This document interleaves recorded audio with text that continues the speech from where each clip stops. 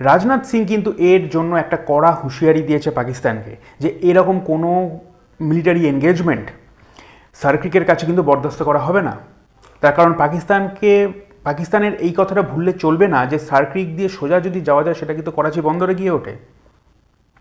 সুতরাং এই ধরনের কর্মকাণ্ড থেকে পাকিস্তানকে কিন্তু সবসময় বিরত থাকা উচিত। কিন্তু পাকিস্তান তার মিলিটারির যে সমস্ত শক্তি রয়েছে সেই সমস্ত শক্তিকে ওভার ভ্যালু করে ফেলে, যে তার যদি ক্ষমতা যদি 100 টাকা ধরা হয় সে সেটাকে 500 টাকা ধরে তার মূল্যায়ন করছে। এই ধরনের কর্মকাণ্ডে পাকিস্তান জড়িত হয়ে যাচ্ছে, যার ফলে ক্ষতি কিন্তু পাকিস্তানের হবে। পাকিস্তানের অর্থনীতির কিন্তু বেহাল দশা, তার দেশের মানুষ কিন্তু খেতে পাচ্ছে না। সেখানে ভারতীয় মতো অর্থনীতির এগেনস্টে কিন্তু দাঁড়ানো পাকিস্তানের পক্ষে এই জায়গায় দাঁড়িয়ে আমার ব্যক্তিগত মতামত কখনোই উচিত নয়, কিন্তু পাকিস্তান এটা করছে। এবার পাকিস্তানের আর একটা কর্মকাণ্ড নিয়ে আমি আলোচনা করি। 2008 সাল, ভারতের তখন প্রাইম মিনিস্টার হচ্ছেন ডক্টর মনমোহন সিং। তিনি অত্যন্ত ট্যালেন্টেড এবং এডুকেটেড একজন ব্যক্তি ছিলেন, ভারতের প্রধানমন্ত্রী। এই মনমোহন সিং তিনি পাকিস্তানকে আহ্বান জানিয়েছিলেন কিসের জন্য? তিনি বলেছিলেন সার্কিক যেহেতু কোনো ইকোনমিক জোন নয়, সার্কিকে কোনো রকম এমন কোনো কাজ হয় না যে সেখান থেকে ভারতের অর্থনীতি বুস্ট আপ হতে পারে।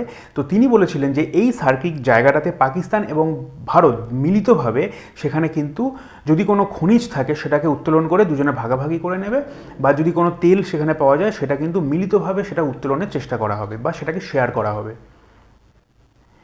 কিন্তু দর্শক, আপনারা জানলে আশ্চর্য হবেন, তার ঠিক 1 বছর পর 2009 সাল মুম্বাই ব্লাস্ট হয়েছে।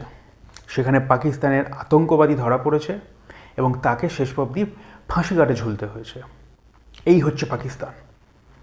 আপনি যখন পাকিস্তানের সঙ্গে কোনো রকম কোঅপারেশনে যাবেন, তারা সেটা মেনে নেবে না, কারণ তাদের কাজ তো সেটা নয়। তার কাজ হচ্ছে কোনো দেশের বিরুদ্ধে গিয়ে সেই দেশের সন্ত্রাসবাদী, সেই দেশের জঙ্গি পাঠিয়ে সেই দেশের মানুষ হত্যা করা, এটাই হচ্ছে তাদের কাজ।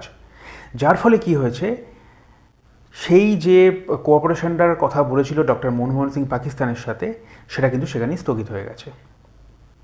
তারপরে কথা বলা কখনোই সম্ভব হয়নি, তার কারণ তারপর থেকে সম্পর্ক অত্যন্ত খারাপ অবস্থায় চলে গেছে। এর ফলে কি হয়েছে, আমেরিকা পাকিস্তানের পিছনে এসে দাঁড়িয়েছে ব্যাক করার জন্য, এবং ভারতও, আর সেই সময়ের ভারত, এখন ভারত অনেক আলাদা, সেই সময় ভারতের অত ক্ষমতা ছিল না, তাই ফলে আমেরিকার এগেনস্টে গিয়ে ভারত কোনো কথা বলতে পারেনি। এই হচ্ছে পাকিস্তান।